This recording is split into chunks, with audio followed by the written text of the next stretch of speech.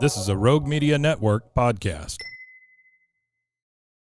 Jeremy Troll Subin is the director of Yard Strength Incorporated in Hermosa Beach, California. If you're from the area, you know the gym I'm talking about. It's on the Strand in one of the most beautiful places on earth in Southern California. And if you're an elite athlete, you know exactly what I'm talking about. Tom Brady, Kobe Bryant, Wes Welker, some of the old school greats. They have all trained at this gym. Howie Long, personal one-on-one training, team training. The Seattle Seahawks went out to Hermosa Beach and trained with Troll prior to winning a Super Bowl. Troll's the real deal, and he was also very close with my brother Kevin. And this is a conversation about how wellness, physical fitness, can affect your mental health and can help you in sobriety. It's also a fun conversation about a ton of other topics. But Troll is a legend, and he is our guest this week. Oh, by the way, Mike Sousa joins in for this one.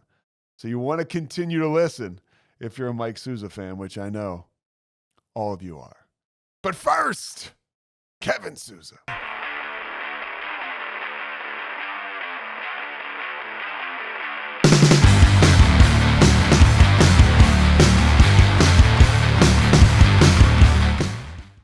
All right, so that's the first part of you. A lot of me wishes. Oh, I'm sorry, Troll. I'll let Pete run the show because it's his podcast. But a lot of me wants to be right where you are right now, brother.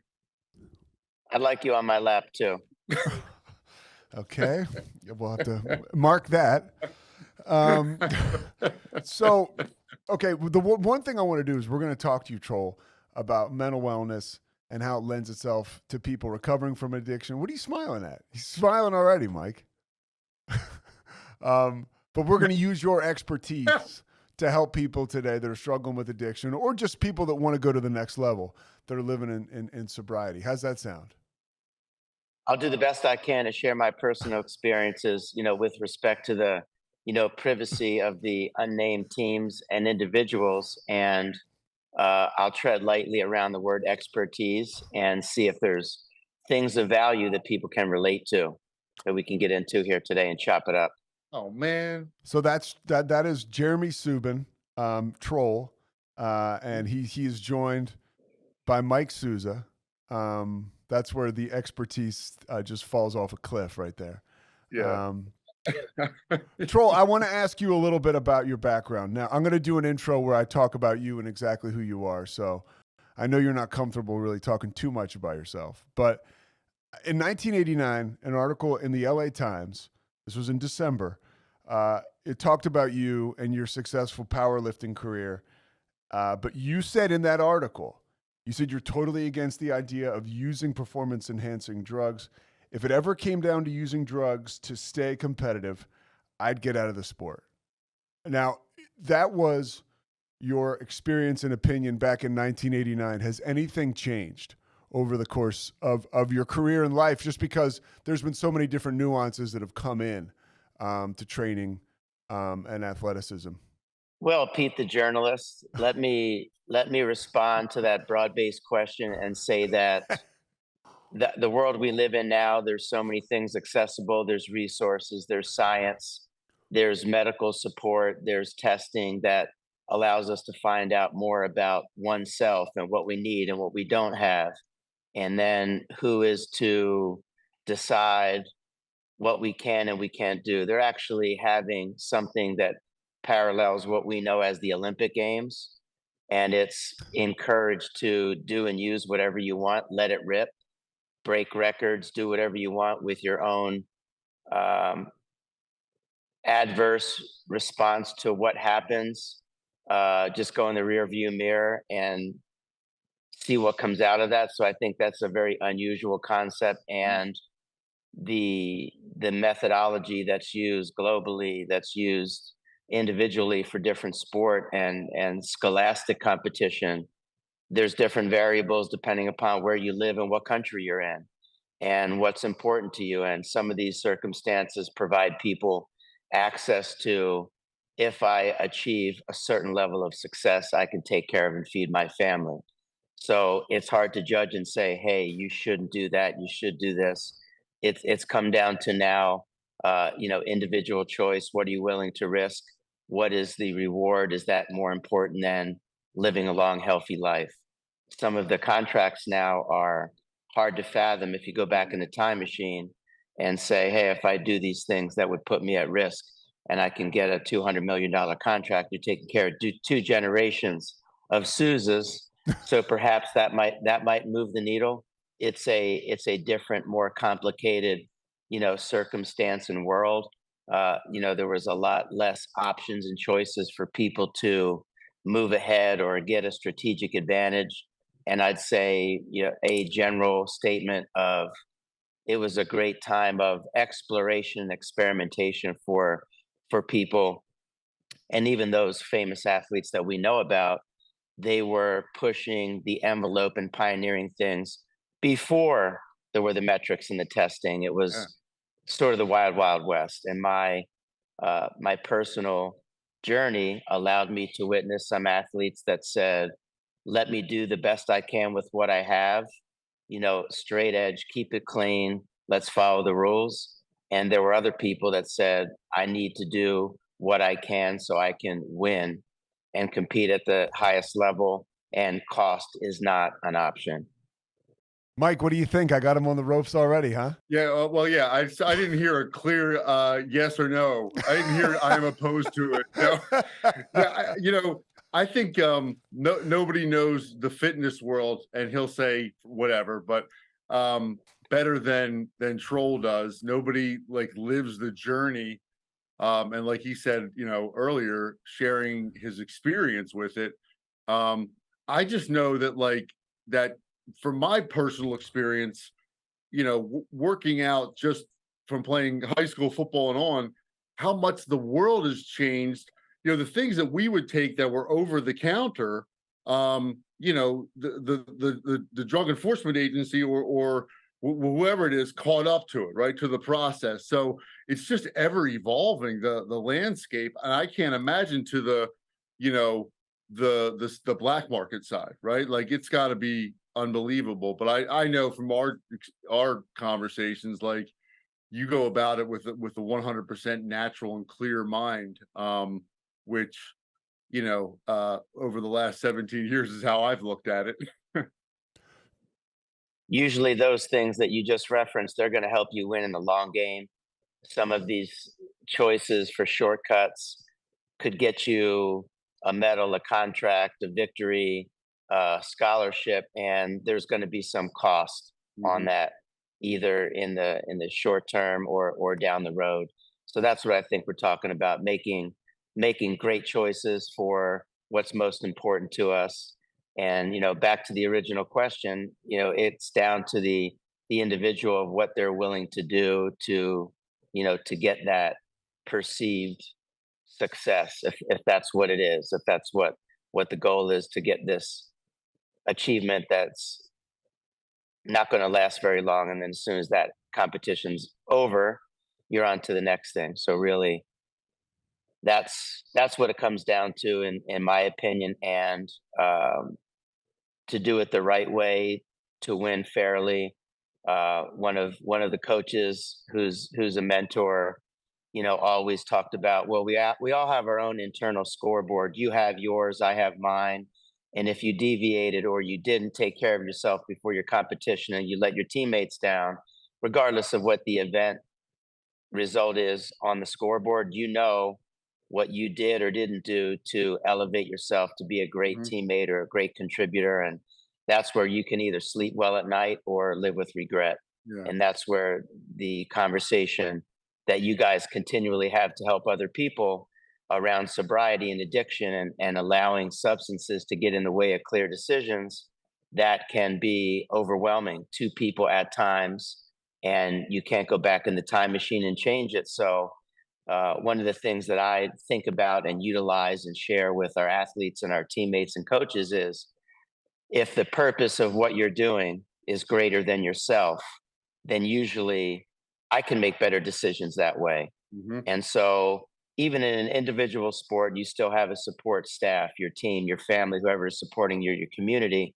And it's easier, it's simpler to make great decisions when we have these tough choices, if the purpose is greater than yourself, right, and it's going to impact other people, then it's easy for me to keep going.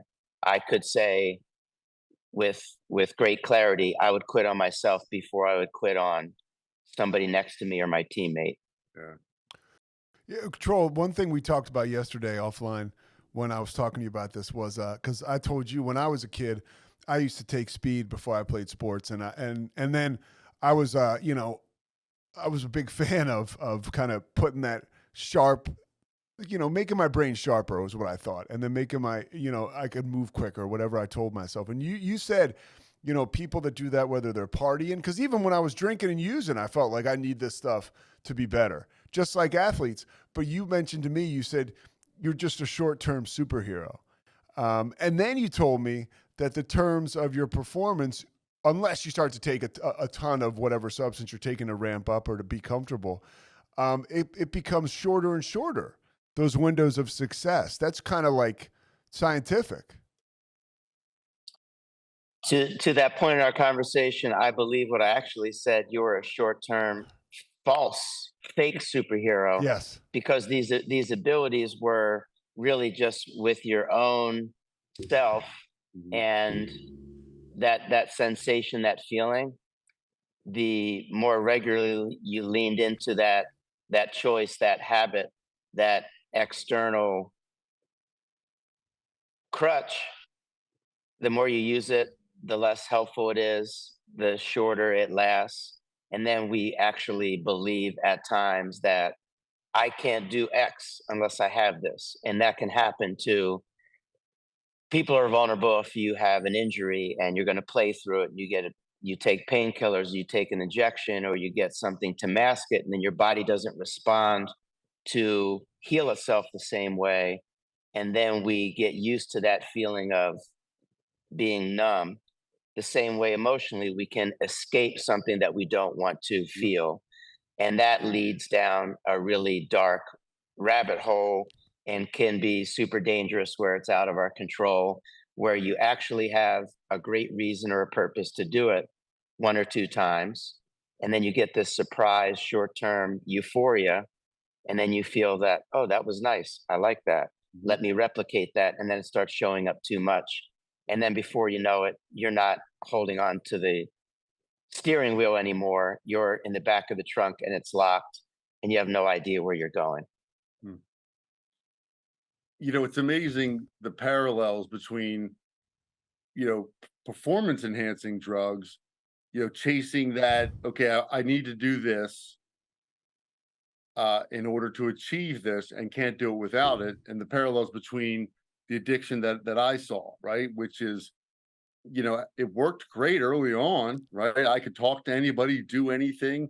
But eventually I just kept chasing that dragon to feed it to get to that spot. And ultimately you burn out. You crash and burn. What happens? And that's what happened to me. But it's to hear your unique perspective on it.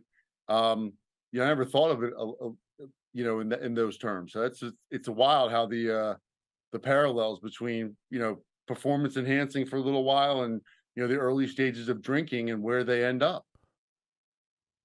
Absolutely, Mike. And I've also witnessed that personally, firsthand, working with and dealing with athletes, feeling that I can coach them out of it. I can make them work so hard that they realize it's a bad choice. And then I discovered that it's more all consuming at times, and they're not even hearing or listening or what's appropriate for them. It's absolutely something that can consume the people around them.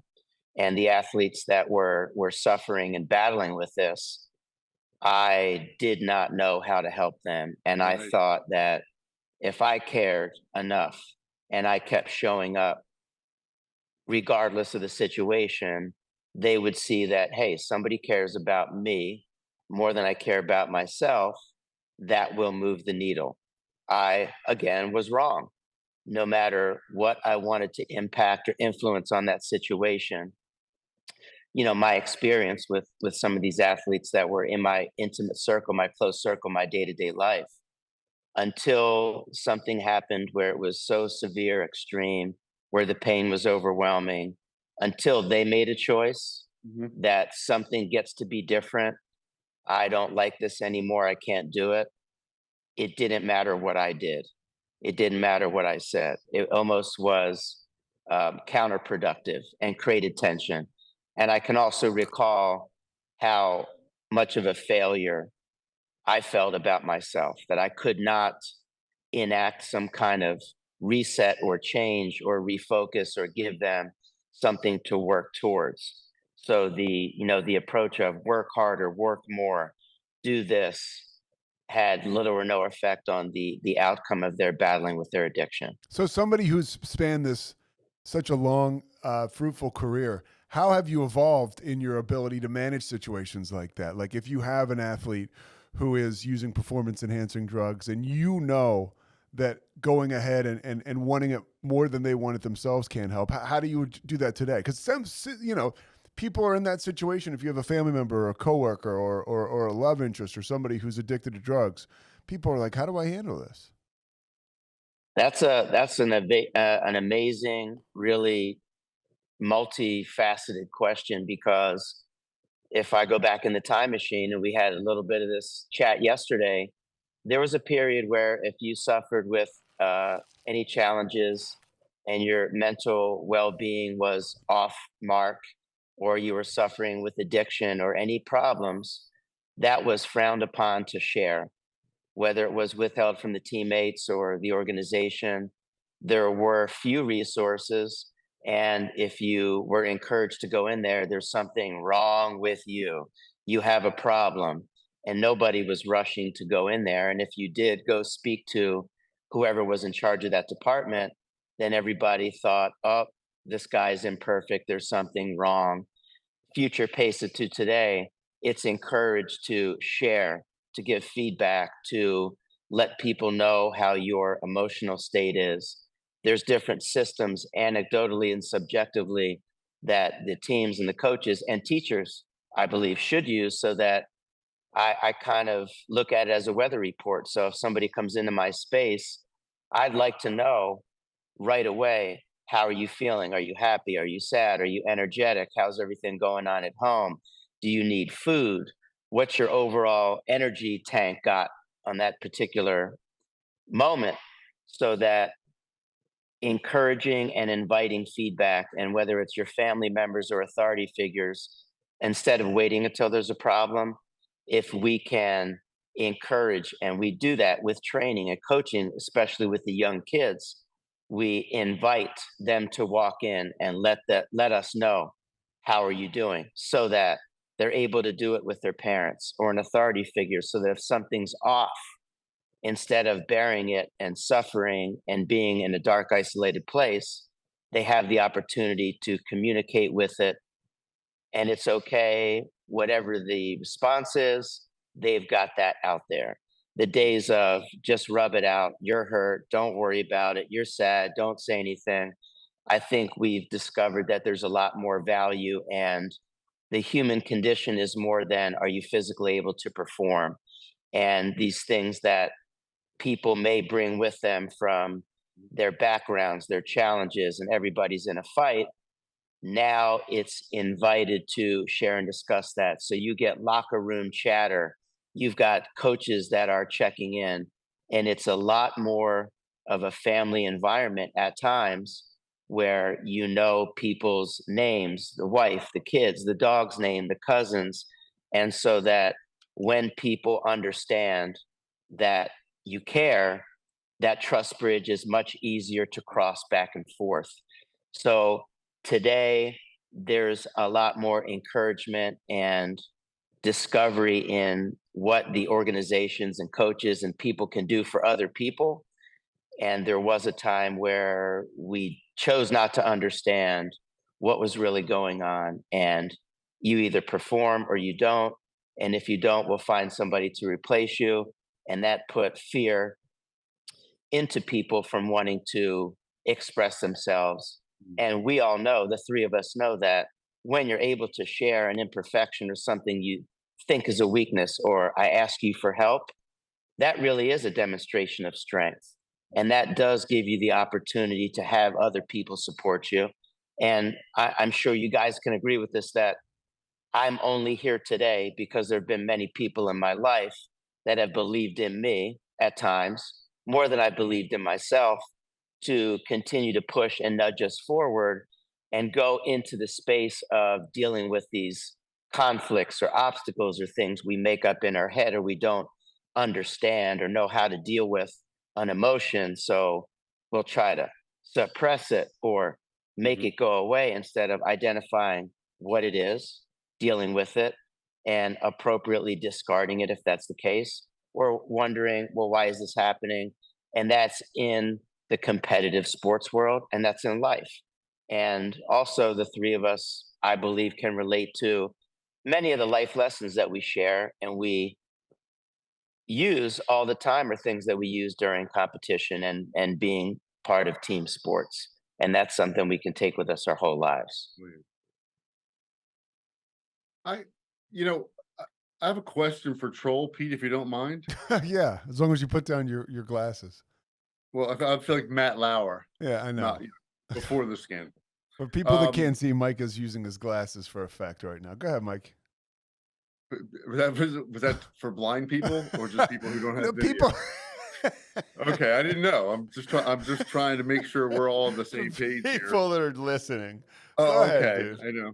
So, working a program to maintain sobriety for me, and I'll speak for myself. It taught me how to evolve as a person, right? And by constantly working on myself, or trying to, and being accountable to this, to sobriety and to a program, has helped me evolve as a human being, right? From where I was 17 years ago to where I am now is light years, with still a long way to go. For you, to come across, our paths get brought together from my older brother, Peter's older brother, Kevin, and you meet someone who outlook on life, feeding the soul in terms of their growth as a human being. I'm curious for you is, where did that come from? Because for me, I had to bottom out, right? And you look at life very much the way that Pete and I do, and other people who are working a program. So I'm really curious as to where did that start from you? Where did that come from? This, the self growth and the way you run your business and gyms. Well, that's another great question, Mike. Better than And Pete's, right? Thank you. just a little better than Pete's. I would say that all the credit goes to a few simple things that if you want to get A's in your class and you're a student, then you surround yourself with the best, brightest students that have the best study habits, and you can learn from them. You can learn with them to model and create systems. So, amazing mentors, amazing coaches, amazing teammates that demonstrated I can do things better than I think I can. There's a more direct path to reaching a goal if I do X, Y, and Z. And the same way that you identified your own personal work in becoming a better human, it's the same strategy for taking a young athlete that has big dreams. Mhm. And if you ask me what I do, I can say that one of the things that's really at the crux or a pillar of what I believe I do is provide tools for young people right now to help them realize, chase, and establish their dreams. So, if you're trying to become a better athlete, you're going to work on the fundamentals. You're going to master those to a point where you know them so well you can't do it wrong. And when you do that, there's a progression and you start to tie things together. And then consistently, you see that you can evolve and do these complex tasks. And the way we do small things is the way we do all things. Mm. And if it's systems and habit and a routine that gives you the comfort and the space to feel better about yourself, so that when you come across the unexpected, and in competition, we have that, there's chaos. How are we going to respond to that? along with all those great things, especially your brother, taught us that the things that can distract us only will get to annoy us if we choose to allow them. And that's what other people say. It's what other people think. It's other people's opinions. And, having a beautiful day no matter what, and doing things that are going to allow you to feel good, then you can become a better teammate. Anybody can be a good teammate on a sunny day. I stole that from some special operator colleagues of mine that I highly respect, and it's true. When things go south and there's chaos and there's trouble and there are problems, you really can see the best and worst of people, how they respond. So we get tested in life. These things happen. Someone's in crisis, or you make a bad decision. Do you beat yourself up about it, or do you identify what happened and keep yourself going forward? Do you spend time looking in the rear view mirror, or do you take that off and do the best that we can to be present and focus on where our feet are and what we're doing at that moment? And a superpower that Kevin Sousa carried with him for me was being present with people, and at a glance, or with a gesture, or just a listening ear, could allow somebody to overcome some of those sticky areas and to get out of their own way to become the best person they can be in that moment.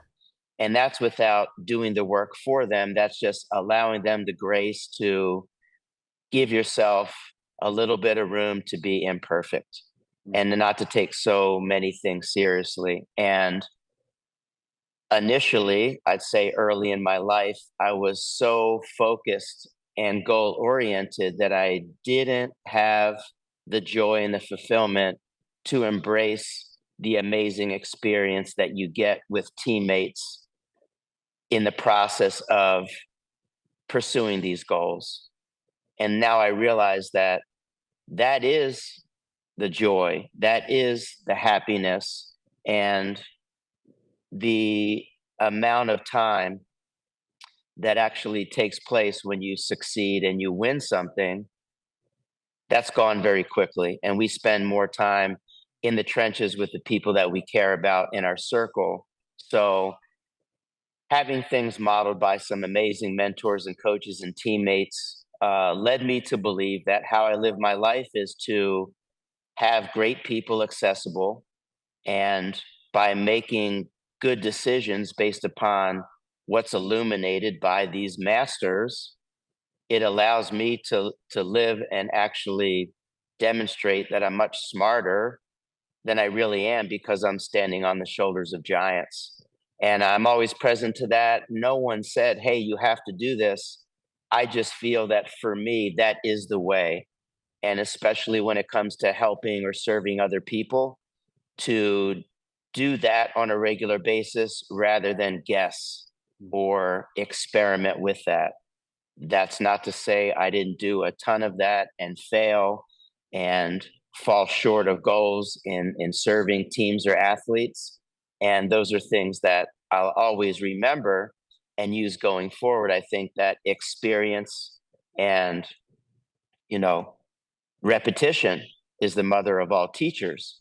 So if we can take that and put great methodology into our practice and our systems, whether we're working on ourselves or we're crafting athletes, that's going to, serve us really well and pay it going forward, whether you're dealing with your own personal struggle or it's something in a competitive or a physical or a business situation.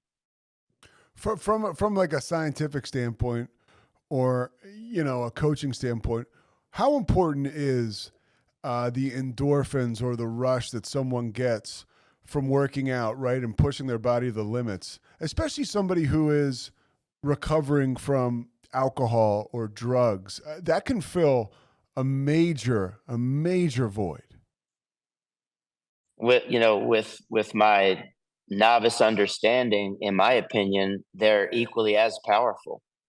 That feeling that you get from the hit from the drug, the narcotics, what you're putting in your system, or the robust feeling from physical exertion, or the endocrine response you get from, lifting close to maximal loads, it is equally as powerful and equally as addictive, you could say, or something that drives us to get that hit, have that feeling, to know how good it feels to be able to move and have that robust feeling at the end of physical exertion.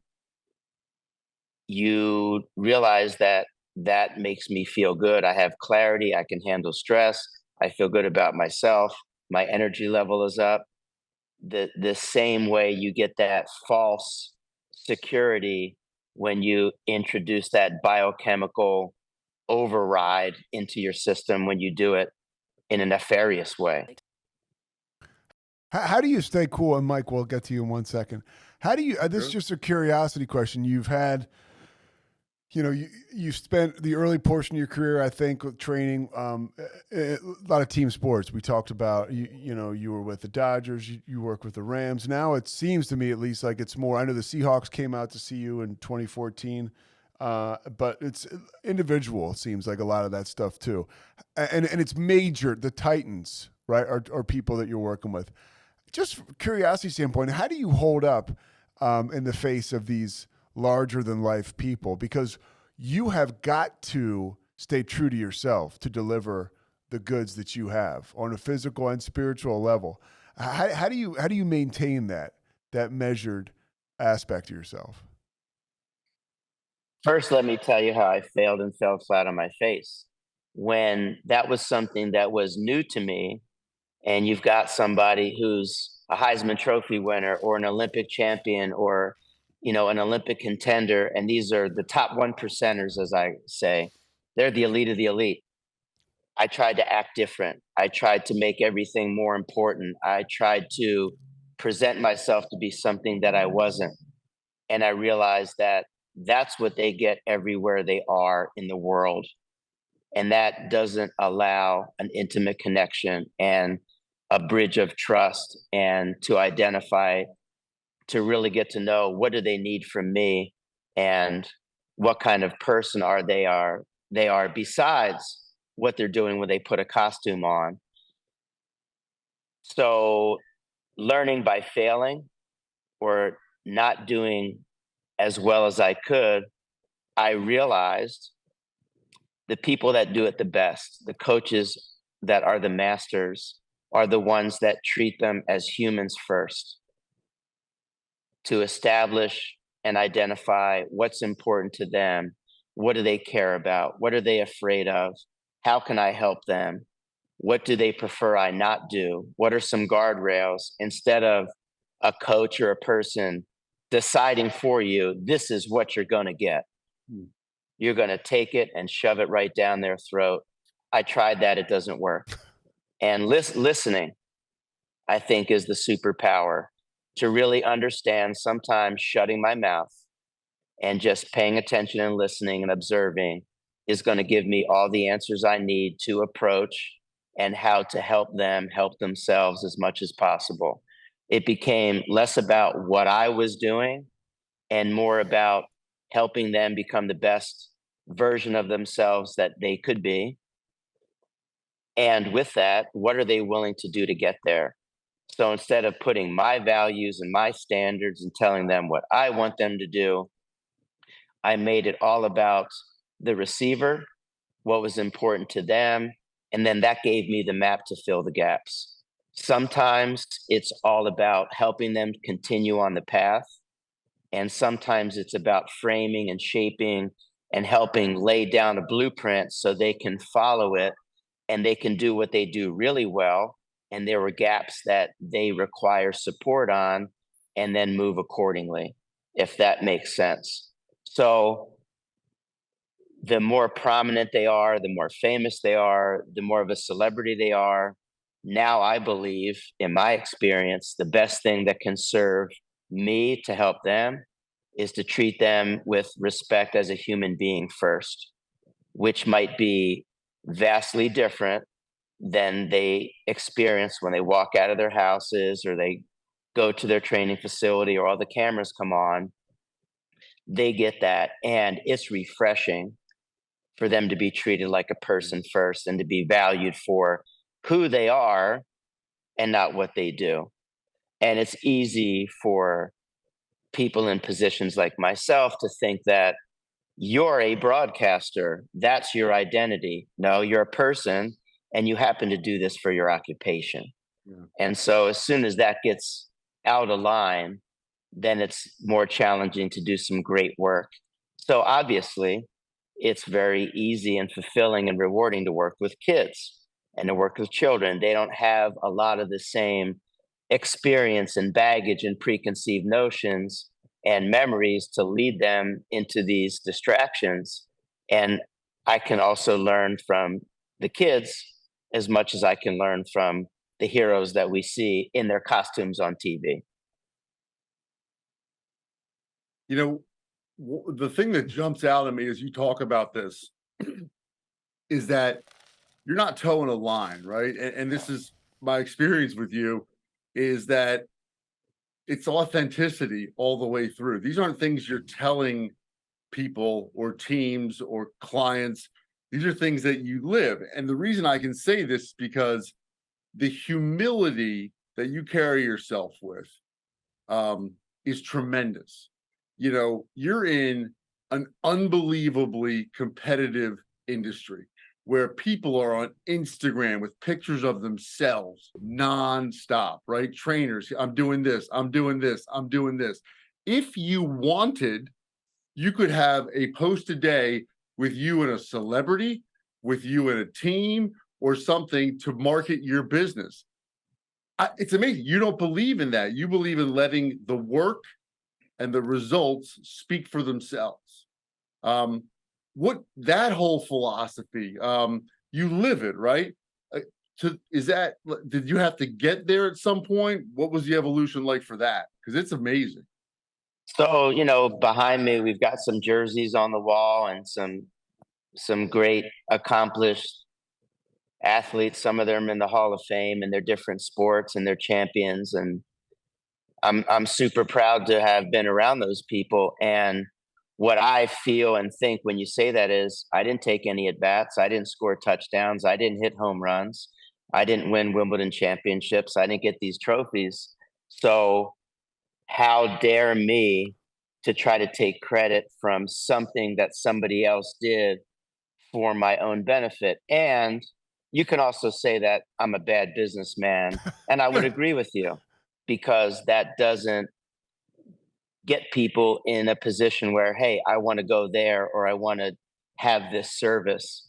So I feel that, again, I've made so many mistakes and failed so many times and done some things so miserably, horribly awful that I feel that I can speak from the position of experience to be really clear that I honor those people by allowing them to have that space to be recognized by people.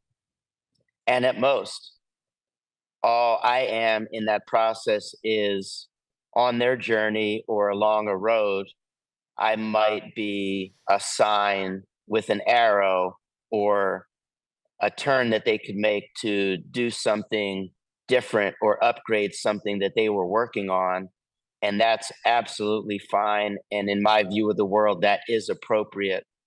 The best way for me to speak to your question is, if there's any impact that I had to empower them to have the ability to manage what it is that matters to them the most, then that's a paycheck in itself. And I'm grateful for the opportunity to have participated in that, whether they succeeded or not, because that's quite a precious thing, whether it's working with somebody's son or it's a teammate that sends in another teammate.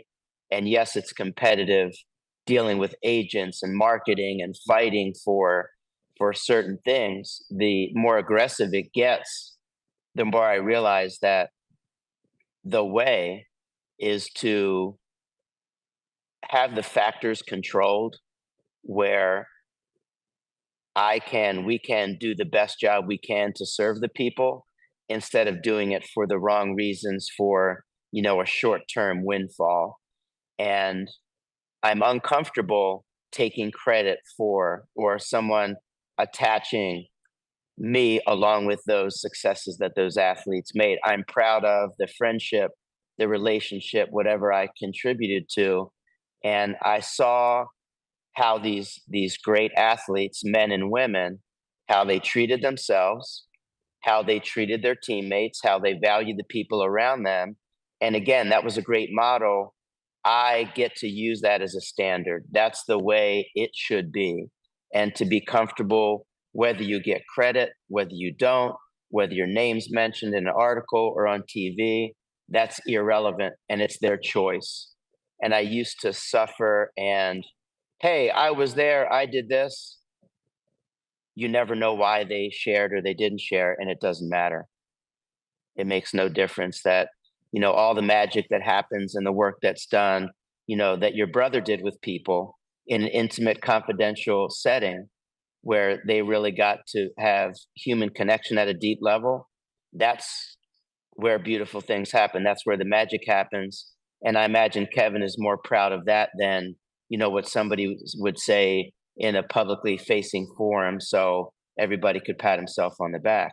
So those are role models or people that I hold in, high esteem that if I could do some of those things sometimes, then I would feel that I'm contributing to people becoming better for themselves.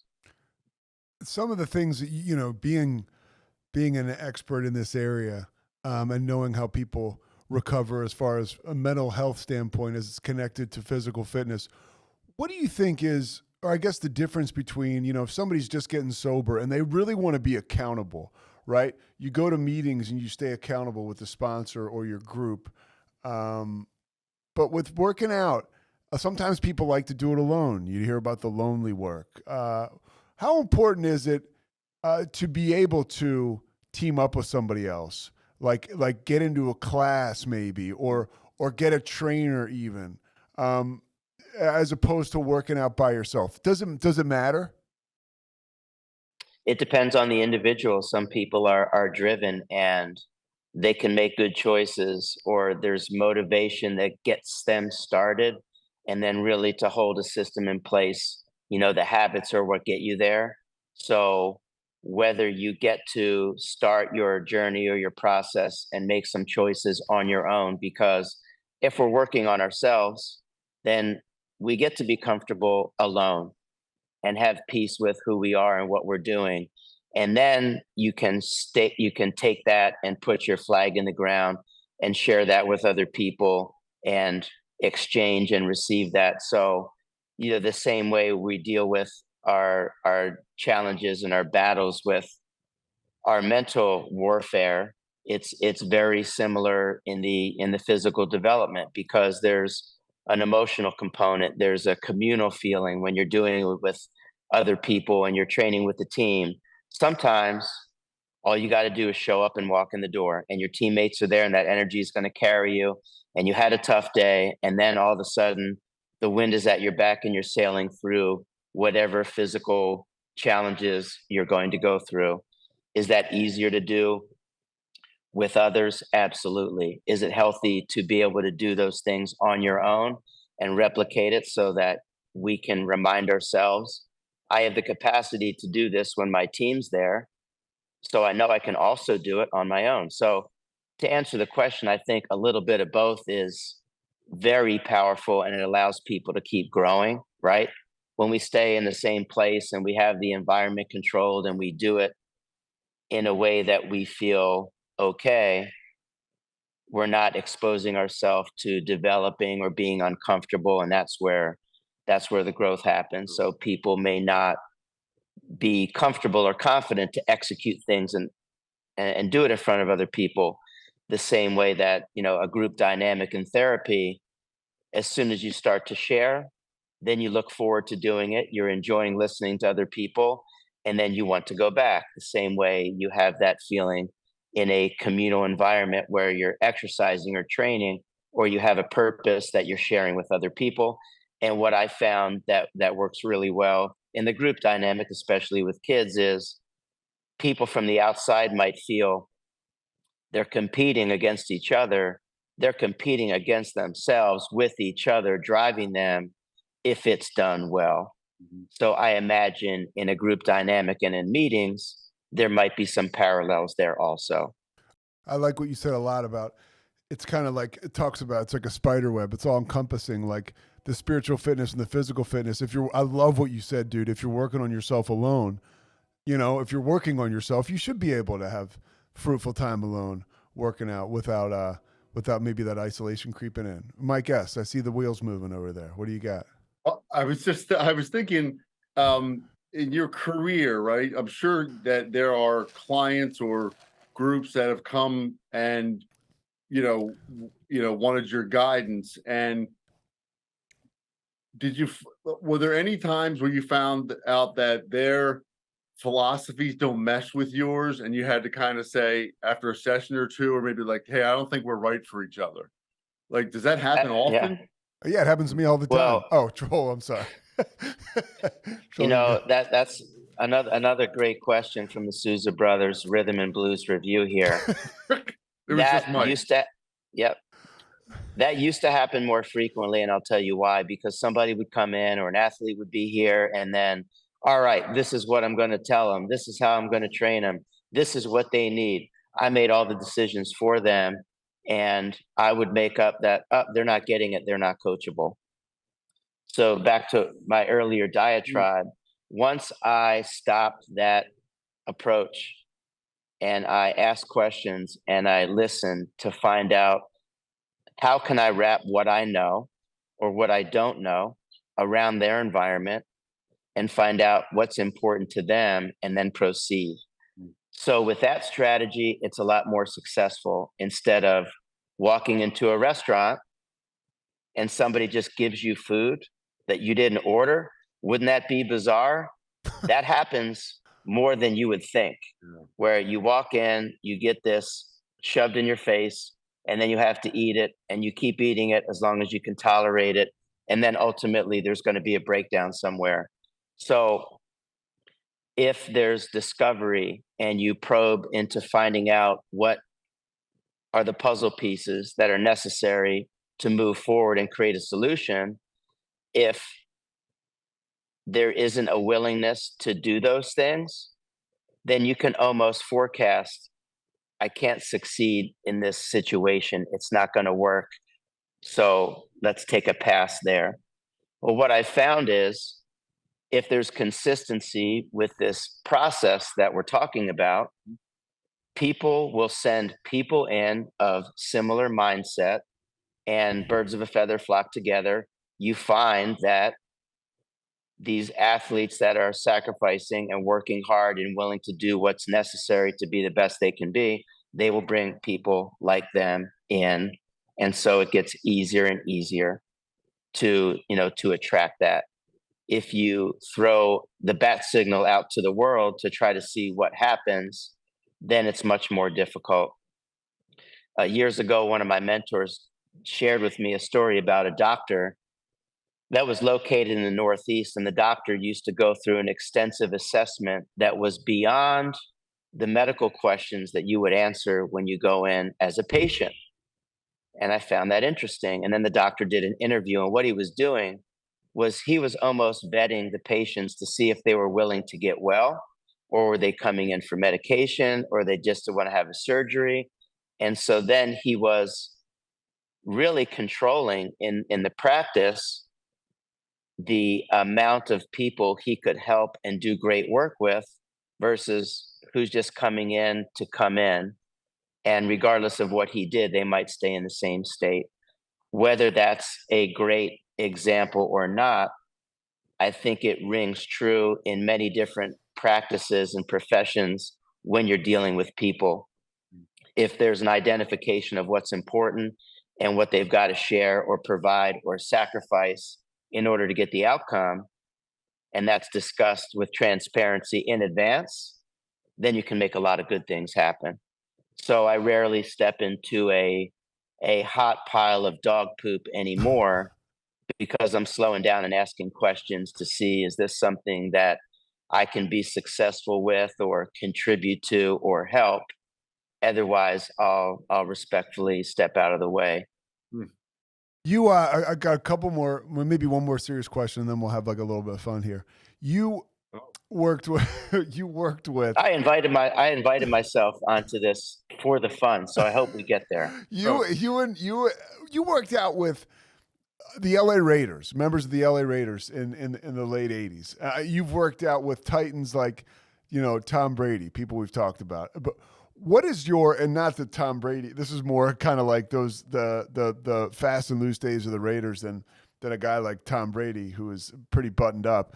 But what's obviously no names, but like what's in a situation where you were with an athlete and it was the first time you were exposed to somebody who is on the field competing for not only team goals but personal goals and then maybe personal wealth, but you saw that they had an addiction in their life where it was like you're welcome to, like, let's say like a welcome to the NFL moment or welcome to the NBA moment. For you, like a welcome to personal wellness moment, like, wow, here are these people who can accomplish anything they want in their lives, but they can't beat this. Darryl Strawberry for me was always one where I was like, good Lord. Was there any situation, around what time was it that you said, wow, this addiction thing is a monster? Or maybe there was something personal in your life? The answer is a big fat yes, and I was overwhelmed. How can they perform at such a high level, be a superhero, and live as if they're a wild bandit the rest of the time and keep doing it? I think that became the scariest realization. If you're running with the wolves and you're out all night and you're putting this poison in your body, and then you can get up and practice and function and go compete, where does it end? How does it work? It was absolutely overwhelming, and I had no idea how to even address dealing with any of it. And the farther back in time we go, the more it was present and absolutely overt, to the point where the more you do it, the more you got a badge of honor. And hey, I didn't sleep and I did this and I still practiced and I went to the game and I performed. It was absolutely out of control, without any way to slow it down, have a conversation, make a suggestion.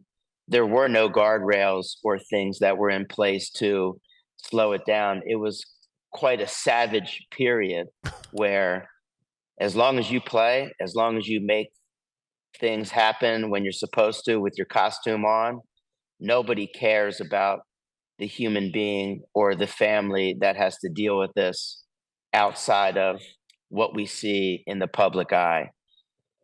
So I would say I didn't do anything and I wasn't sure how to operate with it, and just pretended I didn't know it was going on, and gravitated towards people that were making better decisions and try to learn from them of, how do you approach your teammate, or is there a conversation, or do you just accept it? And at that point, are you an enabler if you don't bring anything up to help them? Or check in with some of the family members, either the children or the spouses, to see if there's some access point where something can be illuminated and they can start to find their way. But it absolutely was much more rampant all across the board, with reckless abandon, to the point where I had no idea what to do. You just stand there and try not to get it on yourself. That's a great answer. One more thing, and Mike, jump in on this. So when we talked to you after, our brother Kevin passed away in May, and we were out in Hermosa for a memorial in June.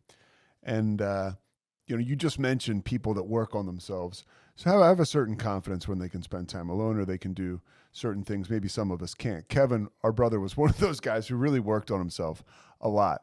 And, through doing that, he was able to help people like my brother, me, someone like you. But but you talked about that undying confidence he had showing up at a pickup basketball game. And Kevin, for people that know him, he was not a real good basketball player. Mike, I mean, do you have any recollection, Mike, of Kevin playing basketball? Oh yes, oh God, no. I mean, not well at all. I mean, when we would play dunk hoops in the backyard, he was definitely he was a star in other arenas, certainly not on the court. So, Troll, tell us, remind us of the story you told us about. So we were here inside the yard, and Kevin was training, and I asked him. I said, "Hey, do you play basketball? Do you like basketball? We have an incredible ritual that's been going on for 20 years at a local place, and it's it's invitation only, so it's a controlled environment with really great people and a beautiful gym in our community." And as soon as I said, "Do you play or do you like basketball?" Absolutely, I'm in. When I'd love to come. And I was excited because your brother he was a public figure. He was a celebrity. And if he walked out of his house or he walked out of the front door here, he had to be ready to deal with people. And if you're going to meetings and people are going to ask him questions, and I have compassion for that. And I also thought he could really enjoy coming to a place where he could just be himself and have some fun and play basketball. So you get a sweat, you get to meet some great people at the same time. So boom, Kevin shows up. He wears his Eagles shirt. He wears his Lakers shorts. He's got Jordans on. He's got a bandana. And, we lay out the rules. He's got spandex coming out from under the shorts. He did have spandex under the shorts. Got, all the strategic advantages in place. All the trimmings. Not the fashion. No. And so we start playing, and he couldn't be more excited. And 90% of the people there he didn't know. And we're playing 5-on-5, and Kevin got the ball in the paint, not on the low block. So he planted his feet and turned around to do a jumper, and the ball went under the basket and missed the backboard by about 5 feet. So immediately I felt bad for Kevin. And I looked up at Kevin. He could care less where the ball went. He was already running down court, to play defense. And then I'm thinking, is he not going to shoot anymore? Absolutely not. As soon as he got the ball, it was a black hole, and he was turning up squared towards the basket. The second shot he took, he hit the backboard. Not even close to the rim. And then after a couple more times, he got his rhythm. God bless him. He got closer to the hoop. So now it was a little bit more of a bunny. And believe me, he was a body catcher. On the way to the shot, there were people that were eating elbows and armpits and nipples and hips on the way. And after he made a couple baskets, then it was on. And to his credit, he played good team defense, and he was a good rebounder. And so he immediately earned everybody's respect and admiration, because that's the kind of guy he was. It doesn't matter if the ball goes in. I'm in the process.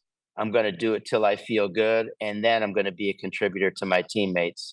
Might suffer for the first couple possessions, and I think they were, his team was down 4-2 on a game to 7, but eventually he got it going. He got the good flow. Found his way. Yeah. He found his way. I think he was so intimidated to play basketball with you guys. He wanted to choose some people that he didn't know, and then he could get a little traction that way. Well, it sounds like it didn't happen in the perfect way. But I got a question, Troll. When you were trying to arrange a boxing match between Peter and myself, and then when we were in your facility, could you smell, 2-part question, could you smell the fear from Peter and the way he ducked it? And number 2, before he actually completely ducked it, were you scared for him and what would have happened during the bout? My name is Peter. Time is yours. Going into the bout that didn't happen, I believe that childhood trauma has taken over young Pete, And the ass beatings that he got from you guys up until now, I think that crept back in.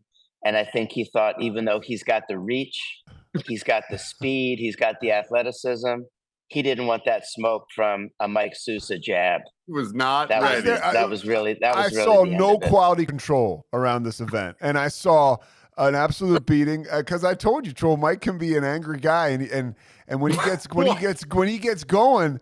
I don't see you as somebody who would step in and stop it. Literally, we were texting, and I said, "Troll, Mike and I are going to come in to work out. Let's set up a boxing match." You know, I'm screwing around, and Troll, of course, is like, "Hey, yeah, that's no problem." And all I see is the yard, which is this platform for greatness, becoming this platform for my absolute pummeling. I could see a ring set up inside, and Music Nate is there, and Sully is there, and all. Then I It would have been epic. I don't need any of that. I don't need any of that. We have all the equipment, and it would have been carnage. And I think it was in all of our best interest to not have it happen. Not mine. I was ready, but okay. Who is the most coachable superstar that you've worked with? Somebody that would not on this Zoom call. By the way, Troll, we started. He kind of shanghaied us, Mike, with meditation. Right? Quickly, we were talking, and then he said, "No, this is a no talk zone." Yeah, which is hard shutting us up. Yeah, we're like, oh god.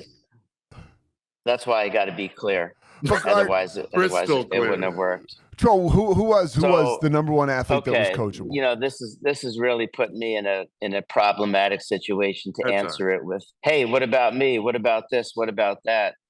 What is your definition of a superstar, right? So I'm going to divert the direct answer and say that I've had the privilege of working with some elite athletes that would be considered superstar status to Pete Sousa, who is in the sports world, to the point where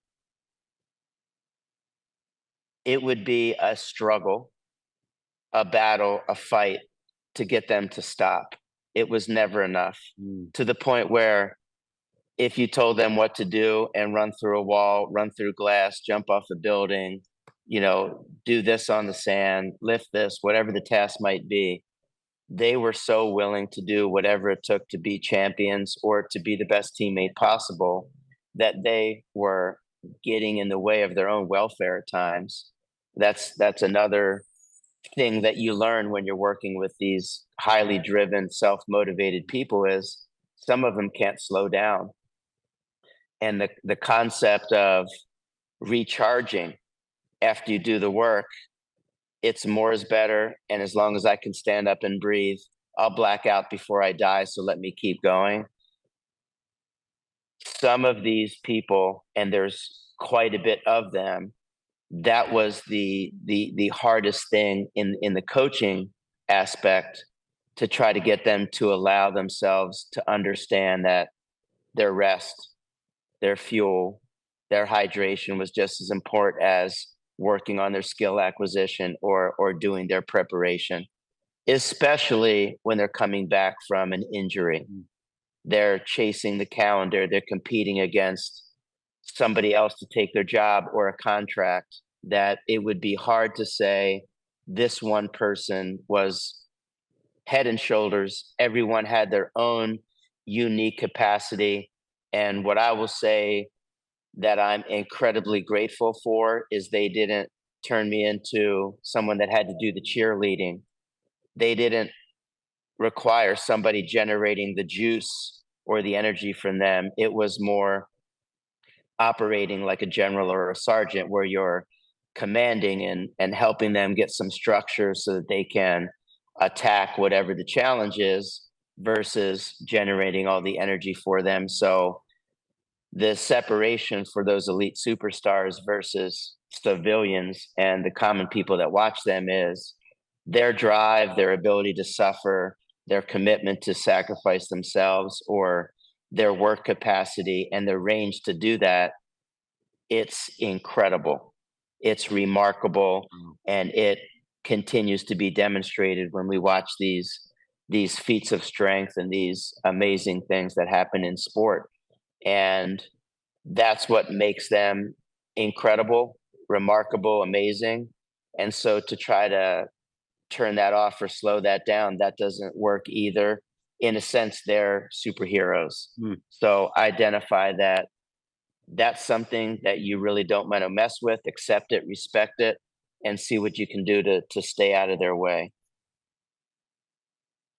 Do we have time for one more quick question? Yeah, go ahead. I mean, it's up to Troll. Up to Troll. Skincare routine. I noticed when we were there that you have wonderful skin, and I can tell great skin. And I'm not even going to say when he graduated Temple. What is the regimen? You don't have to answer that. Holy Spirit High School in Atlantic City, and then on to Temple. Go ahead, Troll. What do you do at night? Well, I think it's the water. You eat well. You make sure you get enough oil in your diet. Don't eat so much wood that your joints can't move. And, be smart when you go out into that dangerous sun, right? Cover yourself up if you're going to be out for a long time, or use the sunblock. That's really the magic. Really hoping for a short. Thanks for the compliment. It sounds like it was more of ironic sarcasm. No, dude, that was, hey, for real, that was legit. Honestly. You really do look young. I was looking because doing my research. You guys never believe how old this guy is. So, he's a pup. Look at him. Troll, do you have anything for us? I mean, I cannot thank you enough for being a part of this. What I like to say, a little sliver of the solution. This is a place where people can go if they want to learn about recovery or learn about things that they can do to maintain or obtain recovery or some kind of peace of mind through all this madness that is addiction. But any wise words you want to leave us with, or you want to talk shit on Mike a little bit? I want to say that, to you guys, I appreciate the courage, the honesty, the commitment to helping other people and helping yourselves along the way, and how important it is for you to reveal the mistakes and the errors and the challenges and the tribulations that you guys have battled to be able to be where you are. And that's to me is inspiring. It's why I forced myself onto this episode today, so that if there was some way that I could get better and feel better about myself through osmosis.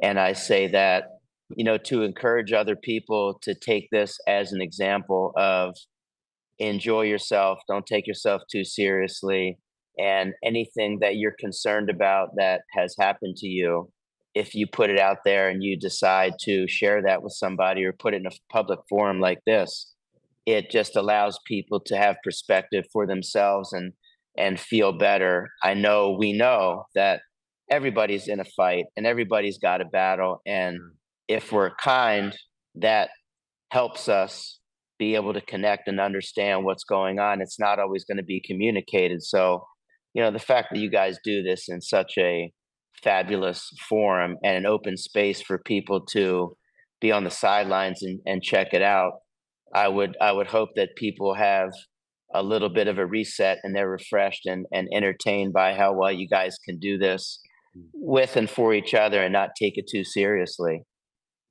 What was your favorite thing about our brother Kevin? My favorite thing about Kevin is that no matter what was going on or what was happening for him or what factors were influencing him, he had a invisible force field around him that was so airtight that any intergalactic elements, could not penetrate that he had done so much work to discover what mattered to him and who he was as a human being, that just to be near him would be the same as, getting energy from the sun. And that's also a very difficult thing to hold, because everybody wants something from you all the time. And I was very sensitive to, is there any way that I can connect to Kevin and give him a little juice or check in with him and make sure how he was doing? And sure enough, whenever that happened, that would always reflect back onto, he remembered everything I said to him about what I was struggling with, about what I was dealing with. And it was never about him. He could and would acknowledge it. And he would always come back to make me feel immediately as if I was going to be all right and that he cared about me. And that was just so special at a difficult time for me in my life. And also to remind me that we can be that way for other people if we choose to. And so the standard that he held himself to reinforced how much room we have to go and to work at as people to follow in that path. To not try to be like him, because that might be unreasonable for many people, but just to have a reminder that you can be that extraordinary with little effort once you establish and you work on yourself enough. Who was more confident, Kevin, Kobe Bryant, or Al Davis? Kevin. Oh, that's great. Kobe. Look, I think Kobe's got to be a close second. Close behind second, Kevin. right? Yeah. Yo, it's an honor to have you as a part of my world now. And I'll speak on behalf of Pete, and I'm sure he'll add. But man, you're part of our family for forever, man. Like through the tragedy of losing your close friend and my brother and Peter's brother. There have been so many beautiful relationships, and man, you are one of those key ones that we have gained from this. And I feel really blessed that you're a part of our lives, man. Well, thank you, guys. That's super kind. I'm trying to push back the crocodile tears now. And if Kevin could stand here with us right now, he would say he would want it to be this way, and for us to do as much as we can, for each other as often as possible. Full gas, no brakes, all the way. And he was so proud of you guys and loved you guys so much, and shared lots of meaningful stories with me about you guys. So it was an honor and a privilege for me to segue and crash into the space under the circumstances. Let it rip. I love you, Troll. I thank you so much. Love you guys. Love you, man. Thank you. I'll send you this this link when we're done with it. It should be up tomorrow or Wednesday. Okay. It might take a lot longer than that for people to cut out all that and edit it. No, it's and perfect. Clean it up. You're As awesome, is, man. baby. Seriously, bro. It's so great even just seeing you in this venue, man. Really. It's awesome. Well, thanks for letting me crash the party. You're the best, dude. You guys are the best. Thanks, Troll. Appreciate you, man. Much love, brother. Hey, I got one more thing to say before we sign off. Oh yeah, let's go. Go Birds. Go Birds. Yeah, boys. All right. Yeah. I can't believe we didn't talk about that at all. It's all right. Get the fair. See you guys. Love you, brother. Thanks so much for listening to The Payoff with Pete. Once again, I'm Pete Sousa. And of course, we are part of the Rogue Media Network. All kinds of good podcasts you can find at roguemedianetwork.com. And of course, you can find this podcast and all those other ones wherever you get your podcasts, iTunes, Spotify, other spots like that.